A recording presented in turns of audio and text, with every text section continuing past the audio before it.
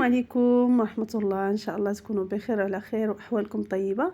كما كتشوفوا معايا اليوم غادي يكون واحد الفيديو صراحة اللي زوين بزاف. غادي نجربوا فيه هكذا واحد الحاجة اللي مختلفة. صراحة انا اول مرة كنجربها، وهاد الوصفة هذه كتعجبني بزاف بزاف اللي هو المحشي. والمحشي كما كنعرفوا فيه انواع اللي هي كثيرة كثيرة بزاف.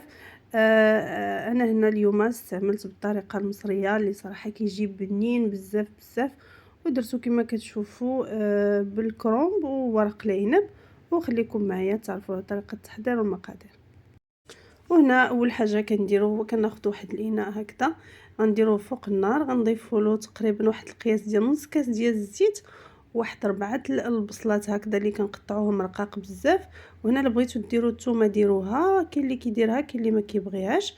انا كتعجبني المذاق ديالها بزاف، بالتالي استعملت ضفت واحد 2 فصوصه ديال الثومه حتى هما محكوكين. خليت البصله حتى دبالت ليا مزيان مع داك الزيت اللي ضفتو والثومه، غير كتدبال ردوا البال انها ما تحمرش ليكم. وضفت لها واحد 2 معالق كبار ديال صلصه الطماطم المركزه.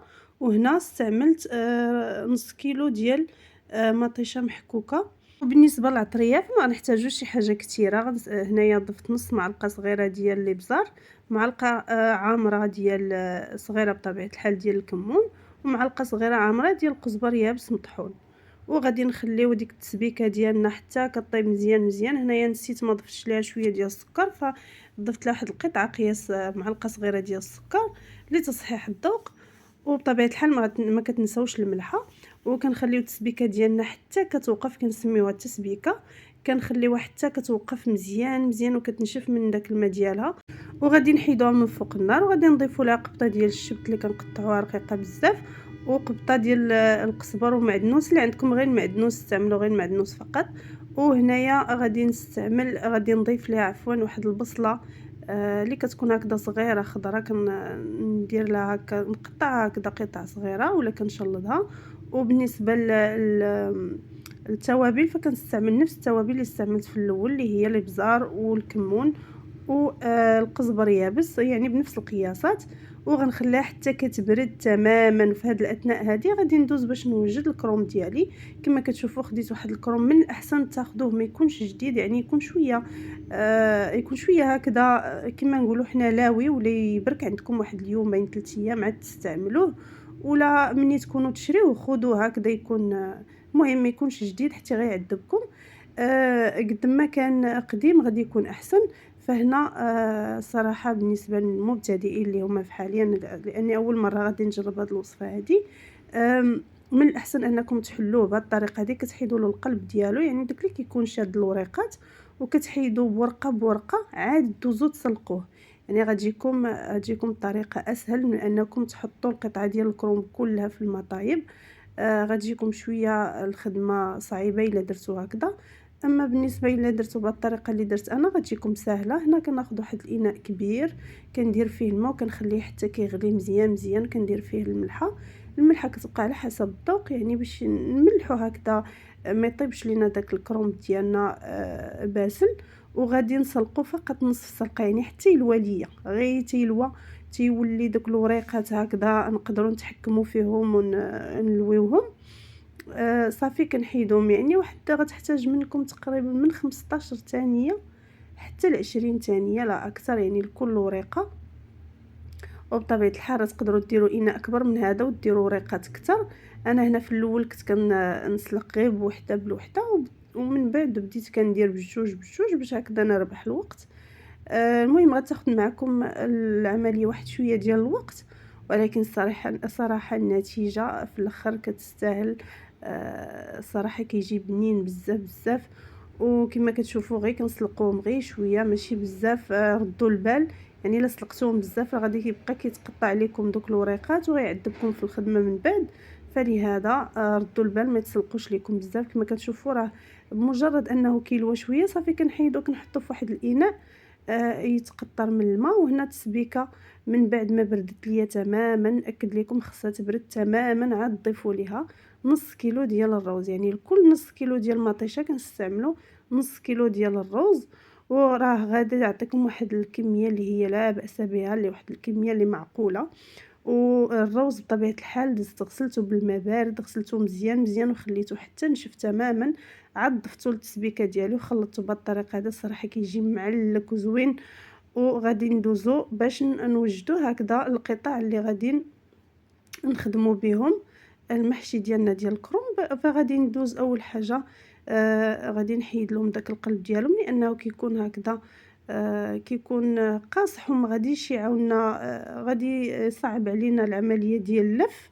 فغادي نحيدو كما كتشوفوا بهذه الطريقه هذه، وغادي نقسم الورقه على جوج، ومن بعد عاد غادي ندوز باش نقسمهم من بعد، يعني على حساب الشكل والقياس اللي بغيت. غادي نقطعهم يعني كلهم بنفس الطريقه. غنحيد لهم داك كما قلت لكم الجزء اللي كيكون قاصح هكذا وخشين، وغادي نرجع معكم باش نشوفوا الطريقه ديال التقطيع. فهنا كما كتشوفوا انا اختاريت نقطعهم بهذا الشكل هذا، يعني نتوما على حساب القياس اللي بغيتوه، على حساب حتى يعني القياس اللي غادي يجيكم سهل هكذا في اللف. كنقطعهم هكذا كما كتشوفوا بنفس الطريقه بنفس القياس ما امكن، باش يجونا هكذا القطع كلهم متشابهين. وكما كتشوفوا فاش كنت كنفرق في الوريقات راه درت الورق الكبار بوحدهم، الوريقات الصغار بوحدهم، باش يجوني من بعد ساهلين في انني يعني نقطعهم ونقادهم. كما كتشوفوا راه كتحاولوا ما امكن انكم تلقاو يعني الطريقه اللي غادي نتلفوا بها بكل سهوله. وراه ملي كتسلقوه يعني بالقياس اللي خاص كيجي سهل في اللف ديالو. وهنا كما شفتوا انا نفس العماره صراحه هما كيديروا عماره مختلفه تماما، يعني بالنسبه لديال الكرومب كيكون مختلف على العماره ديال اولا الروز ولا التسبيكه ديال اللي كنعمروا بها ورق العنب. ولكن انا هنا الصراحه يعني عجبني باش نبدل هكذا ونديرو شويه مختلف، ففضلت انني نديرهم بجوج، يعني بلا ما نزيد على راسي الخدمه بزاف، ودرت عماره واحده. هنا خديت ورق العنب صراحه شريته جاهز، خديته غتلقاوه عند الجزاره ديال الجزاره العرب هكذا اللي كيبيعوا اللحم حلال، غادي نتلقاو عنده هاد ورق العنب هذا. خديته بهذه الطريقه هذه، وغادي ندوز نحيد له دوك العويدات هذوك ضروري انكم تحيدوهم. وغادي نوجد يعني الكميه اللي غادي نحتاج. صراحه هاد العلبه اللي كتشوفوا راه غادي دير لكم حتى جوج ديال المرات بالكميه اللي غتشوفوا معايا من بعد. وهنا غادي نحط حدايا كلشي داكشي اللي غادي نحتاج، وغادي نبدا نلف المحشي ولا القطعه ديال المحشي ديالي. هنا اول حاجه بديت درت ديال الكرومب كما كتشوفوا غادي نديرو بهذه الطريقه هذه. كديروا واحد شويه ديال العماره، ما كتكثروش بزاف، ديروا بحساب ان داك الروز مازال غادي يطيب وغادي يضاعف الحجم ديالو. وكنلفوه بهذا الشكل هذا، يعني ما كتزيروش بزاف. وصافي كنحيدوا هكذا داك الزوائد هكذا من الجوانب باش ما يخرجش لينا الروز من بعد. وكنكملوا بنفس الطريقه حتى غادي نكمل الكميه اللي عندي كلها، ولا الكميه اللي غادا نحتاج اللي غادي هكذا محتاجينها ولا اللي غادا تقدنا. كتبقى الكميه على حسب افراد الاسره. صراحه هاد الكميه راه صراحه انا تفاجأت، لانها كتعطي واحد الكميه لا باس بها. وكما كتشوفوا الطريقه ديال اللف ديال الكرومب راه كيبقى محلول من الجوانب، وما تخافوش نهائيا، راه ما غاديش يخرج لكم ما تخرج لكم نهائيا العماره من بعد فاش يكون كيطيب.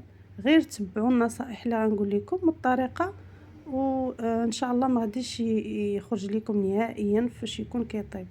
انا راني غير مبتدئه في حالكم البنات، راه اول مره كنجربه، والصراحه عجبتني النتيجه بزاف بزاف.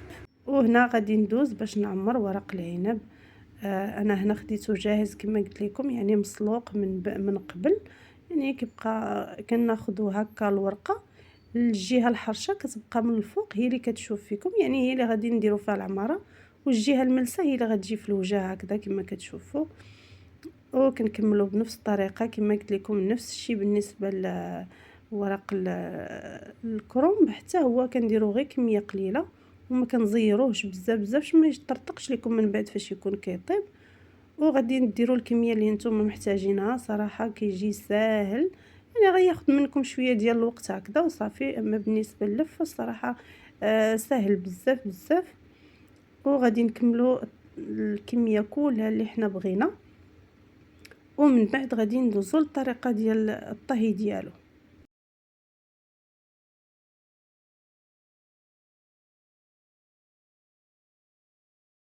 ومن بعد ما كملت الكميه اللي كلها اللي خاصاني، هنا غادي ندوز ناخذ واحد الاناء، غادي ندير فيه هكذا قطع ديال البطاطس، يعني باش ما يلصقش ليا دوك القطع ديالي ديال المحشي. و الا بغيتو ديروا حتى القطع ديال الكرومب هذوك اللي كيشيطوا لكم تقدروا ديروهم، فانا هنا فضلت ندير قطع ديال البطاطس. وهنا كما كتشوفوا انا غنستعمل اناء واحد غادي نطيب فيه النوعين بجوج ديال المحشي. فكنقول المصريين الا دزتو من هنا ديروا راسكم ما شفتوا والو.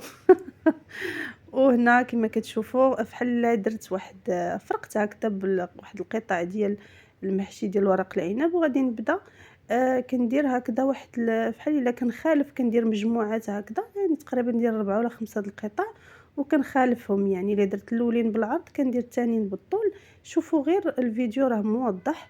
وبالنسبه للطبقه الثانيه فكندير العكس، يعني اللي درتهم بالعرض كندير فوق منهم وحدين بالطول وكندير العكس. وهنايا من بعد ما كملت الصف ديال القطع كلها اللي عندي غادي ندوز هنا باش ندير لهم يعني لاصوص فاش غادي يطيبوا الماء.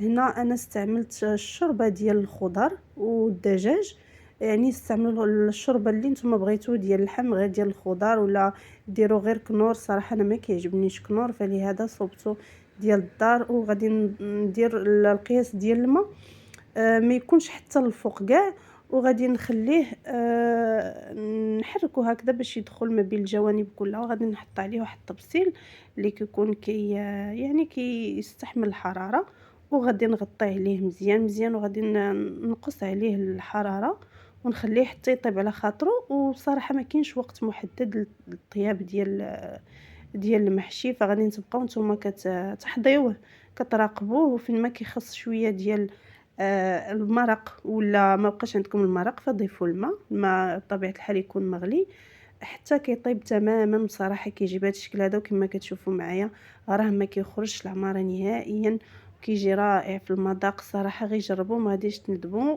ونقول لكم شكرا.